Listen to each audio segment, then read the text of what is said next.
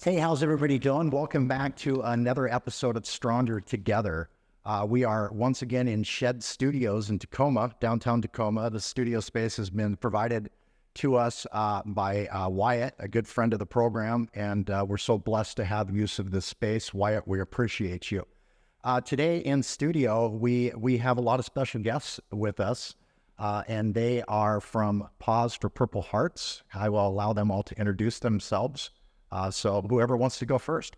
I'll kick it off. My name is Sonja. I'm the Marketing and Communication Specialist with Paws For Purple Hearts in Washington. I'm Cassidy. I'm the Senior Program Instructor. I'm Yayoi. I'm Program Instructor. And this is Mark. He's a service dog in training. He's a pure rabble retriever. Sorry. And he's 1.5 years old. That is so awesome. So cool. Just a great dog. And setting up, I've been watching them, and well, my dogs would not just lay there like that. So you guys have done a great job with them. So in starting here, you guys want to tell me a little bit about Paws For Purple Hearts and what it is, what your guys' mission statement is, and what you all involved in this. Yeah, so I actually have our mission statement printed off because I didn't want to mince words. So our mission statement is Paws For Purple Hearts improves the lives of America's warriors, veterans, and active duty service members facing mobility challenges and trauma-related conditions such as post-traumatic stress disorder and traumatic brain injury by providing the highest quality assistance dog and canine assisted therapeutic programs, and by building public awareness of the important role dogs can play in helping warriors along the road to recovery. So to elaborate a little bit of that, we train and raise service dogs for veterans with service-related disabilities. They don't have to have a Purple Heart. That's just the name. We're currently training 5 dogs right now, soon to get a 6th one, but a normal day in our dog's life would look like going to Canine Assisted Warrior Therapy, which is an 8-week-long course where we bring our dogs into active duty, veteran, or transitioning between the two service members. They get an insight and a look at what it takes to train a service dog, while also understanding that they're benefiting one of their brothers and sisters in arms because somebody eventually will receive Mark. When Mark isn't doing CAWTs, he can also be found doing things like social therapy at the Ording Soldiers Home in Washington, or going on field trips out and about. You'll catch us walking around Target or the mall quite frequently. So Mark has quite the job then. He's out there working every day. That is awesome. What does it take to train a dog like this? I mean, how much time and energy is involved in this? It takes about 2 to 3 years. We have an in-house breeding program, as well as we're part of a breeding co-op that we get some of our dogs from through Assistance Dogs International. So we start these guys pretty young. We as trainers get them around 8 weeks, and then we place them between 2 and 3 years, depending on the time frame and the dog's ability and maturity level. When somebody is interested in getting a dog from you guys, what is there an application process, waiting list, all that kind of stuff? I mean, what does it take to have you guys train a dog and get it placed with a veteran or someone that needs them? So for our clients, we require a few things. They need to have a service-related disability. So that could be TBI, PTSD, mobility issues. It needs to be documented. And from there, they can start the application process on our website. Our applications right now are actually closed. There are a lot of veterans in need, as we all know, and not a lot of dogs. It takes 2 to 3 years to train a service dog, so it's a very small industry. But once they're on that waiting list, once we have a dog that would match them and what they need, they would go through client training, which is where they learn kind of how to use their dogs, and they bond with the dog, and they're taught all the different commands that their dogs can do. And then from there, they get yearly check-ins with a trainer in their region to make sure their dog is still maintaining the same standards and isn't slowing down or needs maybe some additional reinforcement.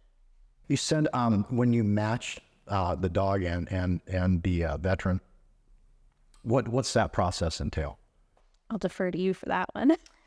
For the matching process, we look at a couple different things. We look at the dog and their capabilities. So what tasks the dog can do, what tasks the dog enjoys doing, kind of what they excel at, the environment the dog's going to. So whether it be a hot climate, cold climate, things like that, the lifestyle of the applicant. If we have a super laid back dog that is not very active, we don't want to put them with a veteran that goes running 6 miles a day and wants to take their dog running with them, right? So we look at both tasks as well as the lifestyle to make sure that the lifestyle is going to be compatible as well. We have a social styles assessment that we have our clients do, and we use that to help answer some of those questions and find a good match as well.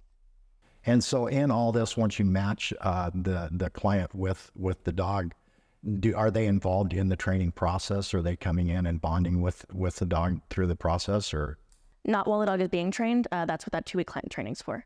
So I go to that 2-week client training. Sometimes we have an exact dog in mind. Sometimes we try a couple different dogs with the client. And then once we find that perfect match, then as Sonja mentioned, we take the time to show them how to utilize the dog, how to utilize the tasks that the dog has, and then when good times to utilize that task might be. And in tasks, what kinds of things can these dogs do? They do a variety of different things. They do anxiety disruption. So they have a command called a visit where they rest their head on your lap. They have a lap command where they put their paws on your lap and put some pressure on you. And then they have a lay on command where you're on the ground or a couch and they put their full body weight on you. So it has similar benefits to like a weighted blanket, but with the added benefit of the connection you get from a dog. So the oxytocin release you get from having a bond and a connection with a dog. They will retrieve dropped items. They can retrieve medication. Mark right now is learning to open their fridge and get items out of the fridge to bring to you. Oh, wow. They can take off socks, push doors closed, push plates to open doors. That is awesome. It's amazing. And where do you get your dogs from? The majority of our dogs come from our breeding program at our headquarters. We also get dogs from the Assistance Dogs International Breeding Co-op. So we breed dogs and give some of our dogs to the co-op to go to other organizations, and other organizations, same thing, will host litters of dogs, and then we will get some dogs from them to add diversity to the whole Assistance Dogs International service dog group. Okay. Because your organization is a national organization? Yes. So we serve all 50 states, but our region, so our little hub here in Washington, serves Washington, Alaska, Wyoming, Montana, and Oregon. Then the other states that we have sites located are in Alaska. We've got 2 in California, 1 in San Antonio, and 1 in Virginia, and we're hoping to add a couple more as years go on. So when if you guys are getting the dogs, you guys are breeding the dogs and bringing them in, are there things that you're looking for in the dogs when they're young to be a part of the program, or do all the dogs automatically become a part of it? I would say the very first step is health. That would be the first thing that would preclude them from coming in. But for the most part, we take in when we breed a litter of dogs, we will take that whole litter and train them. And then as they go through the training process, then we'll weed out the dogs that aren't going to make it based on a variety of factors. So they can get career changed for medical reasons. They can also get career changed for behavior reasons, whether that be home behavior, work ethic, things like that. You had mentioned that you guys want to expand in the future. How do you guys see yourselves doing that, and where would you like to see you guys end up in the future? Yeah, so for our site in particular, because I can't speak for anybody else's, each site is niche and it serves a specific community. The way we operate in the Pacific Northwest might not be exactly the same as the way they operate down in San Antonio. Different places have different cultures, but what we're hoping to do is we want to expand both in the amount of dogs we have in training, and to do so we need to expand our square footage. So we're hoping to move to a bigger facility as time goes on and to employ other trainers, other managers to kind of add to our overall mission at our site. Nice. So at your current site, you have 5 to 6 dogs currently? We have 5 currently, and we are getting our newest puppy next week. And are you guys the entire staff? Yes. There are ways that you can take our dogs home if you are interested in that, if anybody is. We actually run a volunteer program called Puppy Parents, where to give our trainers kind of a break, because otherwise they're working 24/7 with a dog. Volunteers can foster our dogs in the evening, on holidays, and through the weekends. And that is really neat. Yeah. So in that, I mean, you had mentioned going to the Ording home down there and some different places. What kind of events outside of that do you guys do with the dogs? Yeah, so we take them on general field trips, which on a normal day can be making a deposit at the bank. They'll come with me, or with a trainer and the dog would come with me. or we'll go to Target or the mall, or we took one of them to Bass Pro Shops for their birthday to go look at the aquarium. But those are kind of our day-to-day outings. As for events, we host volunteer-based events. Like last year, we hosted a bowling day with REI, the co-op of one of the distribution centers. They came in and they hung out with the dogs and bowled around them, which is a graduation requirement for dogs to experience the bowling alley, because there's a lot going on there.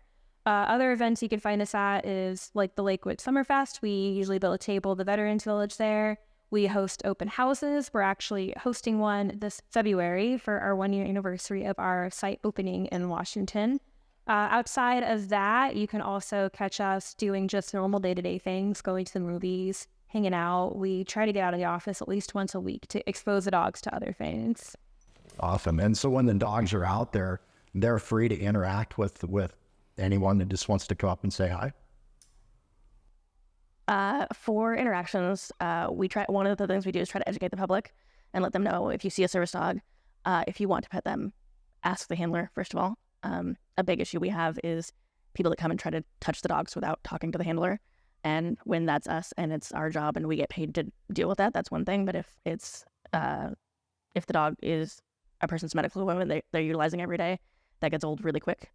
So educating the public on the appropriate ways to interact with a service dog. Ideally, if there's not a need to interact with a service dog, preferably, I would say don't. But when we're out training, part of their training is that they do need to be able to get petted by strangers and be appropriate about it. So for our purposes, when people want to interact with them, we often do let them interact as long as the dog is able to handle it. Sometimes we have young puppies or dogs that are struggling with behavior issues, and it's just not conducive to the dog's training to have them interact with the public. Right. So then on that, I have to apologize to all three of you, because I think when you guys were out there and I came out and I greeted you, I greeted the dog first and I did not ask. So I am sorry. But dogs are my weakness. It's hard not to. It really I understand. He kind of looked at me. It's like, hey, what's up, man? So it's like, hey. To be fair, we probably have the easiest go of it because we get to interact with them all the time. Yeah. We never have to be that well-mannered around them because we live with them often. Yeah. That's good. So is there anything that you guys would like to share with the listeners and viewers on how they can help you guys and what they can do to support this program? Yeah, so this is our first year operating in Washington. So really we're trying to get community outreach to educate the public on service dogs, on the issues that veterans face, such as PTSD, TBI, mobility issues. These are things that, say for a few, aren't necessarily visible to the naked eye with an individual. You can't just look at somebody and think that they have some sort of medical issue that they need help with. We really, really, really enjoy partnering with other organizations like the American League VA or AMVETS to hang out with them and to educate the public. But a great way to support us is to donate. If you're in the place to do so, you can donate both monetarily or items. We have an Amazon wish list, which is my favorite way because somebody can pick out a toy for one of our dogs to have. And whenever we get those donations, I try very hard to share it on social media because I know that's meaningful to see where your gift actually went to. Other ways to get involved would be to volunteer. We're always looking for those puppy parents. It really, really, really helps us out. It gets the dogs out of the office and out of a good usual environment and allows them to meet new people. It also allows a greater public to know that they're really, really serving the ultimate goal of supporting one of our nation's veterans. Nice, I like that. So, and all the information on you guys and how to get involved and donate and all that, that's all on your website? Yep, that's all on our website. It's on our social medias, which is Paws For Purple Hearts, Tacoma, Seattle on Facebook, and then at Washington.pph on Instagram. Okay. And the website's obviously the national website. Mm-hmm. So if somebody wanted to specifically donate to you guys or a different location, are they able to do that through that website? Yep, so they would just click the gold donate now button, and it's a brief questionnaire of your name, where you live, and then you can allocate your funds specifically to go to a site. So if you want your funds to go to Lakewood, you pick Lakewood. If you want them to go to Alaska, you pick Alaska. If you're not specific on where you want it to go, you just pick general and headquarters. Let's split it up accordingly. That definitely makes it simple. So social media, you guys are active on Facebook and Instagram, and people can go there, check you out, and see a million pictures of dogs, obviously. Yep. Yeah. That's, I can't see that being something not everybody would want to do.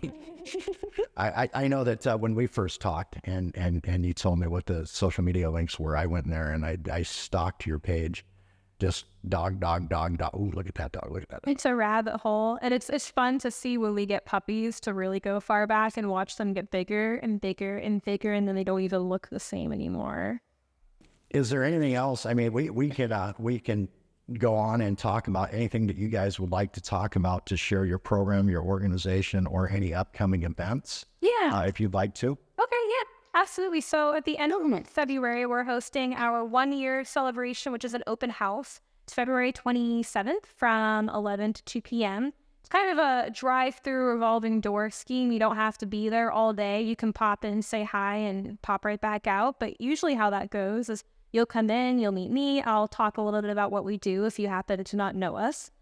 From there, you'll get a facility tour, so you get to walk around and see the training room and some of the tools we have in the training room. You get to see the backyard where the dogs go and gallivant during their off time, and then you'll get to see dog demonstrations, which is where our senior program instructor or our program instructor will have a dog and they'll demonstrate some of the commands they're working on, some of the commands that they've mastered, and they can talk to you a little bit more in depth about what goes into the training there. While we have these open houses, it's obviously a meet and greet with the dogs. You can take pictures with the dogs as long as they're not working. And we're always welcoming donations or funds during this. It's known in our financials, and you can read about them online, but it takes about $36,000 to train a service dog from start to finish, and that is both food, that's vet bills, that's enrichment, that's employee wages, so it's not a small feat. We also will be at the Mariner Salute to Their Armed Services game. We'll have a little portion of purple up in the rafters with our dogs where you'll be able to see us and you'll get to see our name on the big screen briefly. Yeah, we're really, really looking forward to getting our dogs out into the greater Seattle area and into something quite as large as a Mariners game, because really what we want is outreach. Awesome. So on your upcoming event and the other things like that, if you guys have flyers or anything like that, digital flyer, if you get that to me, I'll put it on our website, on our social media, and do what we can to help you get the word out on that.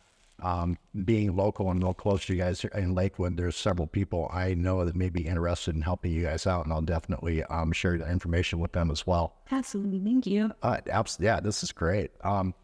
Is there anything that you guys would all like to share? Yeah, I think something that's valuable to understand is why people enter this industry in the first place and this type of organization, because it's not an easy job. It's not like you clock out at the end of the day and you're done type job necessarily. Me, for example, my husband's active duty, my younger brother's active duty, my older brother's active duty, and I've seen veterans from the age of 22 up into the age of 90, and knowing that we're working in an organization that can provide them a device that is a dog that can completely turn your life around is something that is absolutely fulfilling. Cassidy shared with me an anecdote not too long ago about how a veteran who got a dog placed with them said, I can go grocery shopping again. And that's all I wanted to do, was to go grocery shopping with my family. These aren't just household pets, they're medical devices that can save people's lives. And I think that's something that when you see a service dog in public, you think, oh, what a cute dog. And they are cute and they're beautiful.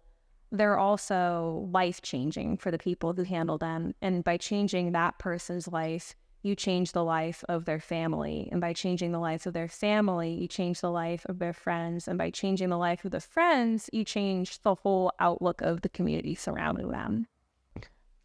I would just add, we are always looking for puppy parents. So if you're interested in volunteering, puppy parenting is a great way to do that. We have opportunities to just take our dogs for the weekend if you don't want to commit to the week schedule. We are also looking for full-time puppy parents to take our dogs into the home evenings and weekends. We have 3 golden retriever puppies right now that are looking for puppy parents. One is 7 months, and one and about to be 2 are 5 months currently. They are looking for volunteer homes for sure. And then additionally, we have dogs that career change from our program that don't make the cut for whatever reason. And those dogs are available for adoption. Often their puppy parents adopt them. But if they don't, that application is on our website as well. So if you go to our website, you'll find the application for service dogs, facility dogs, as well as career change dogs. Okay. And so in being a puppy parent, so they take the dogs home in the evenings, and so they have to have them back to your facility at a certain time every day. Is that part of the responsibility of it, or do you guys come and get them? Or Drop-off is at our facility between 8:30 and 9:30 in the morning, 9 on Tuesdays and Thursdays because we have class. So drop-off is between that time, and then you'll pick them up, hopefully tired at the end of the day because they've been running around and playing and training and having a quite busy schedule all day, and then they get picked up between 5 and 6. Awesome. And that's Monday through Friday or 7 days a week? Monday through Friday, you would keep them weekends, and then holidays, you would keep them. Awesome. So our service dogs are one dog that gets placed with one veteran. That's what we spent a good portion of this talking about, are the dogs that stay with that veteran, have public access rights, and do tasks to help mitigate that disability. Our facility dogs are dogs that get paired with a mental health provider, usually through either the VA or on base. So they can get paired with social workers, recreational therapists, any mental health provider that works with 50% or more veterans. Those dogs they don't have public access, but they have access to the places where they work, and they go to work with their handlers every day. Same thing, they go through our 2-week client training. Their follow-ups, I believe, are every other year, so not quite as frequently. And they go into those facilities and provide comfort to groups of people. So whether that be in a hospital setting, a nursing home, or on base. And then our career change dogs are dogs that didn't make it through our program, and the puppy parent has the first chance to adopt them if they want to adopt them, if they've been a full-time puppy parent for 6 months or more. After that, it opens up to different populations. We like to see our dogs go with veterans if they career change, if there's veterans that are interested, as well as potentially donors. And then if there's no interested parties in those groups, they open up to the general public, and the general public can apply. And they go through an application process. They would do a 2-week home visit, and then we would determine what home we think is best for the dog, and we would place the dog in that home as a family pet. So it can be a nice way to get a really well-trained dog that wasn't quite cut out for service, but can still make a very nice pet. Mark actually right now has a dedicated puppy parent who met him through a CAWT or Canine Assisted Warrior Therapy class, and they have told us time and time again just what a difference Mark has made in their life. And that's just from meeting him one day at class and putting in the application to be a puppy parent, and now they're one of our most reliable and devoted volunteers. And I consider them a friend because we see them almost every day, popping in, saying hi, letting us know how they're doing, and then bringing Mark back with whatever treat they got for him while he was gone. Sending us photos of him sleeping with his stuffed animals. Yeah, sending us pictures of him cuddling with his blanket or the toys that they get them. And that's really what we really want is community investment. And that's not necessarily always money. That is time or interest or just sharing what we do with people who might be able to actually use us as a resource, because that's ultimately what we are in the community, is a resource for people who might be struggling with some of those conditions that we had listed prior. And I would say along with that, since we've been here, have networked with quite a few other organizations as well. So we can provide the resources we have to offer, as well as a number of other organizations in the community that are around that have different missions, but same mission to help veterans. Yep. So that could be housing, that could be food insecurity, that could be job hunting, schooling, you name it. Hobbies. We probably know somebody. Nice. Yeah. I like it. So, I know that, being in a nonprofit organization also, you spoke of, community interaction and involvement. It is huge, and it's not just a financial thing. It is, sometimes just an extra set of hands, and a little bit of help and some compassion and understanding from members of your community goes a long ways in helping in those days where you're just like, how am I even going to get through all this? So yeah, that is for anybody that is out there that's watching this that wants to know, hey, how can I help? I don't know how to train dogs. I don't know how to do this. Just come down and meet with these wonderful people and their animals, and you'll find a way. You'll find a way, and they'll find a place for you. And it's invaluable. Helping hands are invaluable. So. We love volunteers. If you're interested in volunteering with us, the best way to do so is to drop an inquiry through our site. Okay. We try to steer people away from just swinging by the facility because the chances of us being out and about is pretty high, and I would hate for somebody to show up and nobody be there to talk to them or interact with them. But it's pretty easy to look up our contact information on the site. You can call us or email us. We're always willing to talk to people about ways they can get involved. And usually we have more opportunities in the summer because that's when we're most out and about and can use help setting up an event or breaking down, or even somebody just sweeping the office because 5 dogs create a lot of hair. I bet they do. You said that February is your 1-year anniversary, and so that's when this all started here in Lakewood. Were you guys involved in other programs elsewhere, or you've just been doing this a year and it's taken over your lives? It's been a year here in Washington. Our other sites have been around for a number of years. I think our oldest one's in Virginia, and it's been there since 2011, a little bit past that, early 2010s. But for us in the Northwest region, we are the newest site, so we've got quite a ways to go in terms of our networking, but we're hoping through events like this and through our open house to kind of create those new connections. I was with a different organization in a different state, and then I moved here for this program. And then Yayoi came to us after she graduated from Bergen University, which we share a CEO and a headquarters with, and that is where our trainers come from. Do you want to talk about your time at Bergen? Yeah, sure. So I graduated from the associate course, an associate degree program from Bergen University, which is focusing on learning how to train service dogs specifically. So throughout the year, we learn how to train dogs with dogs, of course. So we spend 24/7 basically through a semester with one dog, build a bond, and learn how to train service dog. But along with that, we learn other stuff like scent detection, agility. Those are enrichment for dogs. But also we learn about how to run non-profit organizations, marketing, also laws, we think about the ADA or service dogs, something like that. So we basically learn about everything related to the service dogs and get the skills, get ready to become a service dog trainer. So that's what I did before I get this job. That's awesome. Yeah. I didn't even know there were programs out there. That did stuff like that. I figured that dog trainers were just people that like dogs, and they learned how to train them. I was ignorant to that, so that is really kind of cool. There's a lot that goes into it. Cassidy has her master's degree in dog training, so she has a wealth of knowledge in terms of training dogs and dog behavior and dog psychology and their effects on people too. I started with Animal Behavior College while I was in the Marine Corps, got out, got my degree in Social and Human Services, and then I went actually from Evergreen to Tacoma, matter of fact, right down the road. And then I went to Bergen University of Canine Studies as well to get my master's in Canine and Human Life Sciences. And she's actually one of my teachers when I was a student. Psychology. Yeah. If you're interested in getting involved with us, drop us a line. Follow us on Instagram and Facebook if you want your timeline and feed to be barraged with a bunch of cute dogs doing a bunch of interesting stuff.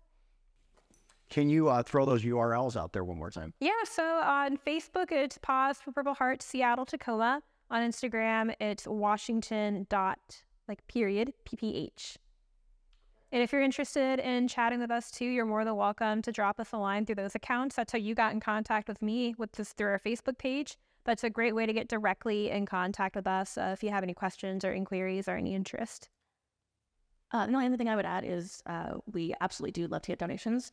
Sonja brought up a really good point. The Amazon wish list is definitely the best way to find donation items we're needing. Mm-hmm.